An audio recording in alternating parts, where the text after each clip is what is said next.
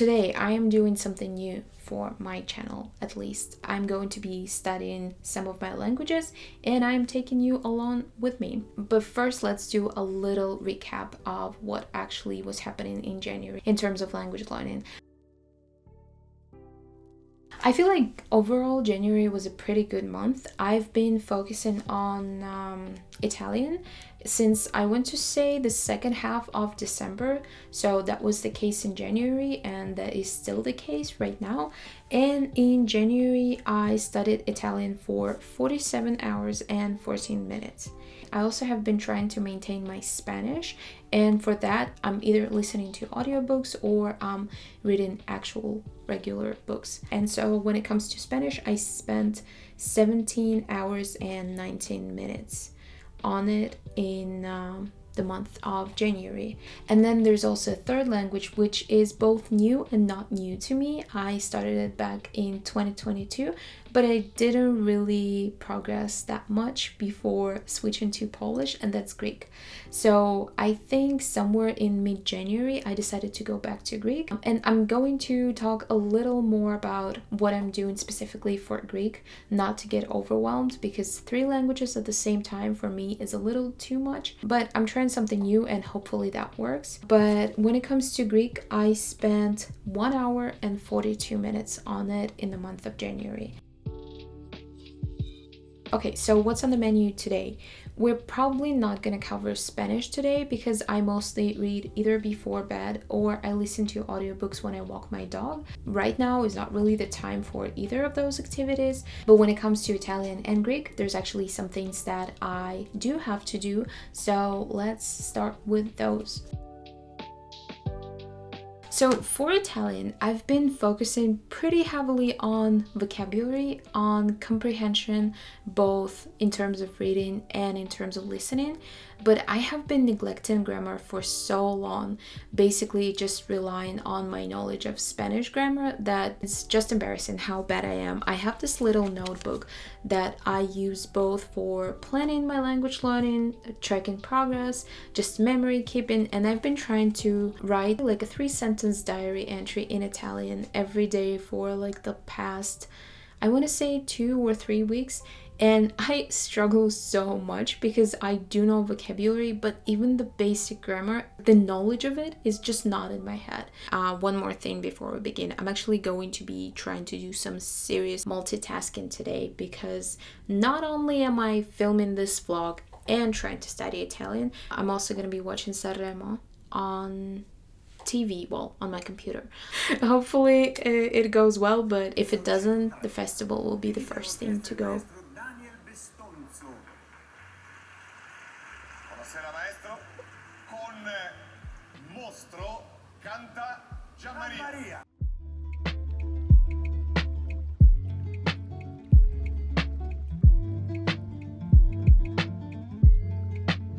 Okay, I'm taking a little break to tell you how it's been going so far. First of all, trying to watch Sanremo and do grammar drills at the same time was a mistake. I mean, who would have thought, right?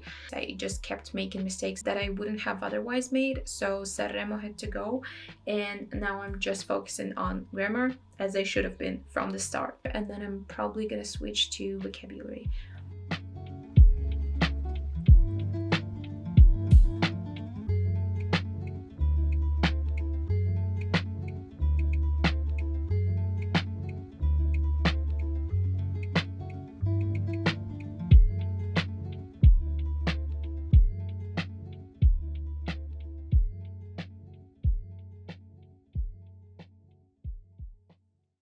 So I think this is gonna be it for grammar for today. I made a lot of mistakes, but most of them were not even connected to like the actual grammar that I was studying. There's also a lot of Spanish thrown in here and there, like here when I said siete instead of sette. And then same here, like it was supposed to be fretta and I first wrote prisa. So yeah, a lot of Spanish. But for now, I'm just gonna insert it back into my notebook. And as you can tell, this is not even an exclusively Italian notebook. The thing is, I don't really take notes when it comes to language learning. What I use notebooks for in general is just practice. I do not like using notebooks to write things down, like new vocabulary or grammar, because I know I will never refer back to them. I used to do it all the time. I would spend so much time trying to make my notes look pretty, trying to make them cohesive, like short, sweet, but simple, easy to understand. It doesn't matter what my notes look like, I just never go back to them. If I need that same information again, what I usually do is I either go back to the textbook or I look it up online. I know it's a me problem, but after many years of trying, I just decided that taking notes is not for me. And so what you see here is just me basically doing grammar drills. For Japanese, for Italian, it doesn't really matter. Okay, so the next thing I'm going to be doing is Clozemaster, which is probably my favorite language learning app / website. If you're not familiar with how it works, it basically gives you sentences in your target language with translation into your native language or the language you're learning from. In my case, I use English. And in that sentence, you're gonna have one word missing, and it's your job to figure out what word it is. And you can either type it in, or you can also choose one of the 4 options that the website gives you. I have been doing it, I want to say since last summer with breaks, but pretty much every time I am focusing on Italian, I go back to it. I also used it for my Greek, which was not that successful, because one thing about Clozemaster is that it's not perfect if you're starting a language from scratch, but if you already have some foundation, or if it's a language that is similar to your native language or a language that you already speak, I think it's perfect. I don't know, it's my favorite thing. Also, the sentences that it gives you are hilarious.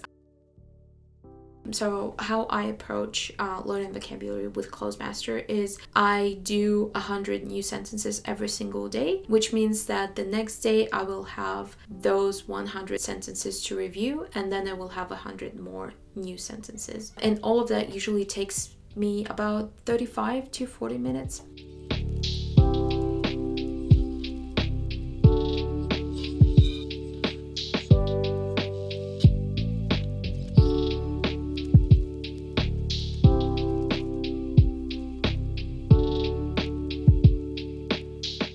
So I just finished all of my reviews, and now I have to actually do the new words.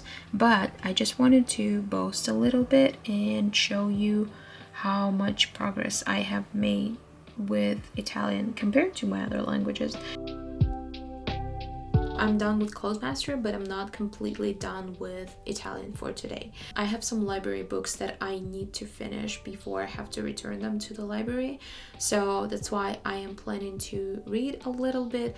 But for now, I'm taking a break from Italian, and what I'm going to be doing is just a little bit of Duolingo for my Greek. And that's actually something that I wanted to talk about, because I have mentioned before in some of my videos that I don't really like focusing on more than 2 languages at the same time, which when I say 2, it's usually one main language like Italian is for me right now, and one maintenance language like Spanish is. So why am I introducing a 3rd language? I have only been doing it for a couple of weeks now, but it seems like it's been working well, so I will probably continue doing it in the future. But what happened was I got Duolingo Premium or Plus or whatever it's called as a Christmas present. And my initial plan was to study Italian on Duolingo together with all the textbooks and podcasts and whatever other resources I'm using. But I kind of realized that if I am doing other things for Italian, the pace that Duolingo has is just way too slow. But because I have this premium subscription now, I didn't really want the money spent on that subscription to be wasted.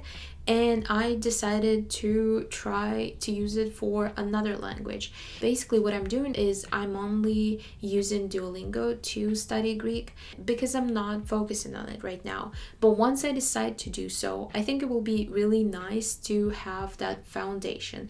It's not going to be a super solid foundation. I'm not going to be able to speak or write or whatever, but I will have some knowledge of basic vocabulary and grammar, and I think that will come in handy. especially because, and you will see it in a video that I just filmed, which is my bookshelf tour. I really like monolingual textbooks, but they can be really overwhelming if you are like an actual beginner who knows zero. So yeah, whatever basics I pick up using Duolingo will definitely come in handy once I start being more serious about my Greek.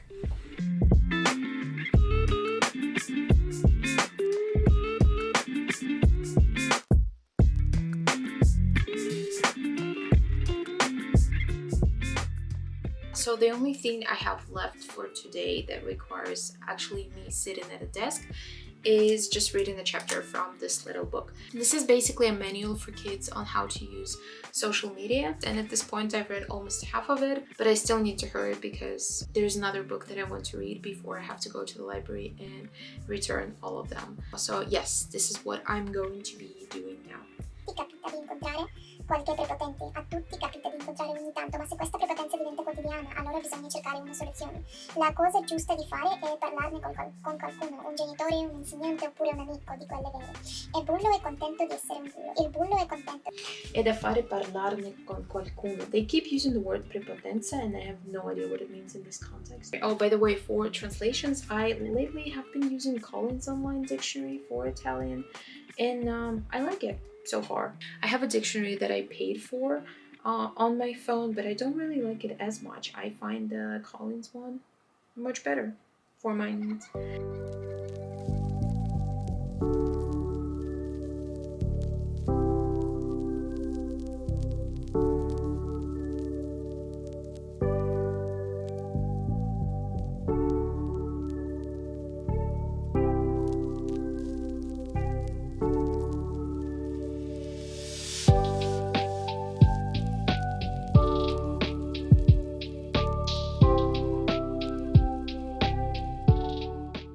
I just finished reading the book, well, a chapter of the book, and I think it's time to wrap up this vlog. I hope this gives you an idea of some of the things that I personally do to study my languages. I also want to say that this video was not really representative of the things that I do every single day. It was basically me sitting down at my desk on purpose and doing things like reading or working with a textbook, when in reality a lot of the stuff that I do on the go.